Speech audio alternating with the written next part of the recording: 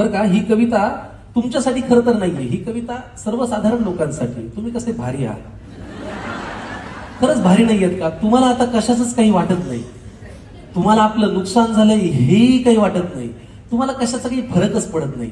ह्या कवितेमध्ये बरं का एक कुटुंब मला भेटलंय.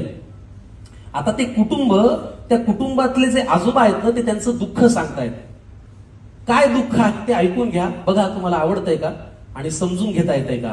की सगळ्यांचेच चेहरे पडलेलं एक कुटुंब मला भेटलं, सगळ्यांचेच चेहरे पडलेलं एक कुटुंब मला भेटलं, खात्या पित्या घरचं तरी दुःखीच मला वाटलं. सगळ्यांचे चेहरे पडलेलं एक कुटुंब मला भेटलं, खात्या पित्या घरचं तरी दुःखी मला वाटलं. माणुसकीच्या नात्याने माझं मन भरून आलं, मीच जवळ जाऊन म्हणलं का हो काय झालं. माणुसकीच्या नात्याने माझं मन भरून आलं, मीच जवळ जाऊन म्हणलं का हो काय झालं. तुमच्यापैकी कुणाला काही झालंय का, तिन्ही सांजेला असे बसल्यात, कुणी गेलंय का. कुटुंब प्रमुख आजोबा उठले सोडत मोठा उसासा, डोळे तांबडे लाल, बहुतेक रडले होते डसाडसा. तर ऐक तुला सांगतो म्हणाले असं झालंय, तर ऐक तुला सांगतो म्हणाले असं झालंय, आम्हा सगळ्या कुटुंबियांचं एक एक मत वाया गेलंय. तर ऐक तुला सांगतो म्हणाले असं झालंय, आम्हा सगळ्या कुटुंबियांचं एक एक मत वाया गेलंय. आता हा माझा नातू बघ नुसता जीवाला घोर आहे. नातवापासून सुरुवात केली ओळख करून द्यायला. आता हा माझा नातू बघ नुसता जीवाला घोर आहे, सभेला जायचं, घोषणा द्यायच्या याला फारच जोर आहे. बरं एवढं करून मतही दिलं तरी याचं भागलं नाही, पण याच्या नेत्याचं इंजिन आजवर सत्तेच्या स्टेशनात लागलं नाही. वा, मग ती सभा, ती गर्दी, तो आवाज, त्या घोषणा, त्याचं पुढे काय झालं. मग ती सभा, ती गर्दी, तो आवाज, त्या घोषणा, त्याचं पुढे काय झालं. आणि असं करत याचं मत 3-4 वेळा वाया गेलं. वा, आता या माझ्या दुसऱ्या नातवाची आणि त्याच्या नेत्याची सेम टू सेम लाईफ आहे. दुसऱ्या नातवाकडे आले बरं का. आता या माझ्या दुसऱ्या नातवाची आणि त्याच्या नेत्याची सेम टू सेम लाईफ आहे. ना करियर में ग्रोथ है, ना जिंदगी में वाईफ है.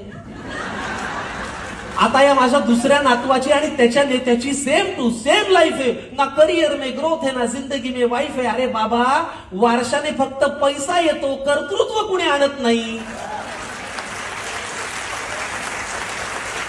अरे बाबा, वारशाने फक्त पैसा येतो, कर्तृत्व कुणी आणत नाही. भारतभर चालून तुझी पावलं दमली पण हात काही चालत नाही.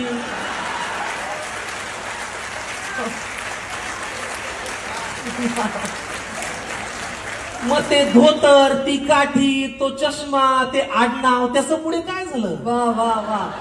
मग ते धोतर, ती काठी, तो चष्मा, ते आडनाव, त्याचं पुढे काय झालं. आणि असं करत याचंही मत बरीच वर्ष वाया गेलं. आता या माझ्या मुलाला बरं का राजकारणातलं फार कळतं. आता मुलापर्यंत आले.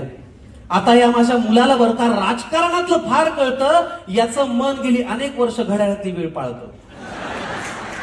आता या माझ्या मुलाला बरं का राजकारणातलं फार कळतं. याचं मन गेली अनेक वर्ष घड्याळातली वेळ पाळतं.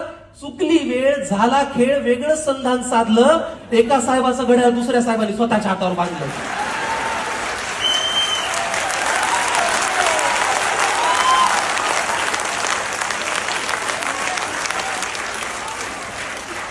चुकली वेळ, झाला खेळ, वेगळं संधान साधलं. एका साहेबाचं घड्याळ दुसऱ्या साहेबांनी स्वतःच्या हातावर बांधलं. मग नवा साहेब घड्याळ तेच पुन्हा वेळ पाळू का. नवा साहेब घड्याळ तेच पुन्हा वेळ पाळू का. का जुन्या साहेबासोबत राहून तुतारीतून आवाज काढू का.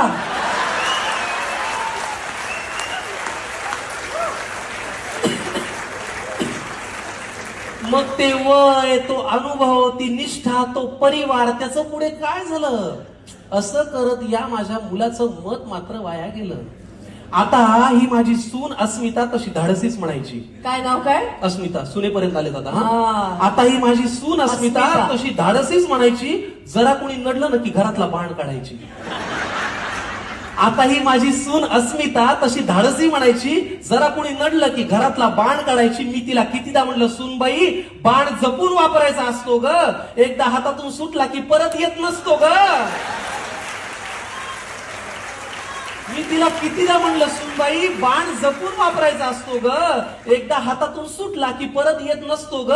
मग जी मनातही नव्हती ती भीती खरी झाली. अहो, जिथे शब्दांनी आग लागायची तिथे हातात मशाल आली. वा वा. मग तो बाण, तो बाणा, ते कडवट, ते सैनिक यांच्यात असं काय झालं? पण असं करत या माझ्या सुनेचं मत मात्र वाया गेलं. वा. आता ही माझी बायको बर का, ही घडवेल तेच घरात घडतं. बायको परत आले ना. आता ही माझी बायको बर का, ही घडवेल तेच घरात घडतं. नाव हिचं लक्ष्मी, हिला कमळ फार आवडतं. आता ही माझी बायको बर का, ही घडवेल तेच घरात घडतं. नाव हिचं लक्ष्मी, हिला कमळ फार आवडतं. मी लगेच पुढे विचारलं, माझी उत्सुकता त्यांना दिसली असेल की अहो कमळ जिथल्या तिथेच आहे, मग यांचं मत वाया गेलं नसेल. मी लगेच पुढे विचारलं, माझी उत्सुकता त्यांना दिसली असेल, अहो कमळ जिथल्या तिथेच आहे, मग यांचं मत वाया गेलं नसेल. आजोबा म्हणाले, ती दुःखात नाहीये तशी, पण तिच्या मनात तळमळ आहे, कारण ज्यांच्या विरोधात मत दिलं त्यांच्याच हातात आता कमळ आहे.